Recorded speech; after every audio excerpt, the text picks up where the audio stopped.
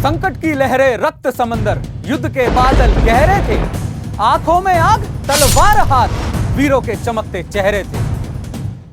मित्रों, आजकल की पीढ़ी अपने कपड़ों पर अगर इस्त्री भी नहीं है या शरीर में कोई अंग कमजोर है तो अपने आप को अपाहिज का सर्टिफिकेट लेकर दया मांगती फिरती है। उन लोगों के लिए आज के एक राजा की कहानी महान प्रेरणा का प्रतीक हो सकती है। तो यह बात है सन 1482 की। दिल्ली की गद्दी पर इब्राहिम लोदी का कब्जा था। बाकी राज्य छोटे छोटे क्षेत्रों में बंटे थे, लेकिन इन सब में मेवाड़ ऐसा था जो महाराणा कुंभा जी के बड़े राज्यों को संभाले हुए था। उस समय मेवाड़ की राजगद्दी पर राणा रायमल जी का शासन था। 12 अप्रैल 1482 में राणा रायमल जी के कुल में एक दिव्य पुत्र ने जन्म लिया, जो कि आगे चलकर 15वीं शताब्दी में उत्तर भारत के सबसे शक्तिशाली राजा के रूप में विख्यात हुए।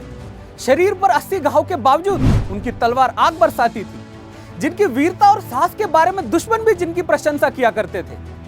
वास्तव में उनका राज्य मेवाड़ था, पर उनके शौर्य और पराक्रम ने उन्हें दूसरे कई राज्यों के राजाओं और जनता के हृदय में भी राजा बना दिया था। मेवाड़ के इस वीर योद्धा का नाम है महाराणा संग्राम सिंह, जिन्हें हम राणा सांगा जी के नाम से जानते हैं।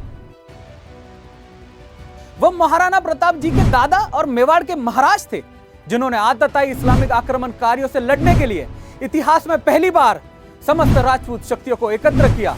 उन्होंने अपना शासन उत्तर में पंजाब से लेकर दक्षिण में मालवा तक और पश्चिम में सिंधु से लेकर पूर्व के ग्वालियर तक स्थापित कर दिया था।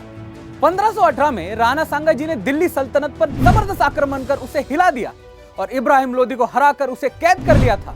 राणा सांगा जी ने अपने जीवन काल में 100 से अधिक युद्ध लड़े, जिसके कारण उनके शरीर पर 80 घाव थे, जिसकी वजह से उनका एक हाथ, एक आंख और एक पांव कट चुका था, लेकिन फिर भी अपने मातृभूमि के लिए वह लड़ते रहे। इसी कारणवश उन्हें हिंदुस्तान के इतिहास के महान योद्धा और राजाओं में से एक कहा जाता है। ऐसे महान पराक्रमी राजा राणा सांगा जी को हमारा कोटि कोटि नमन।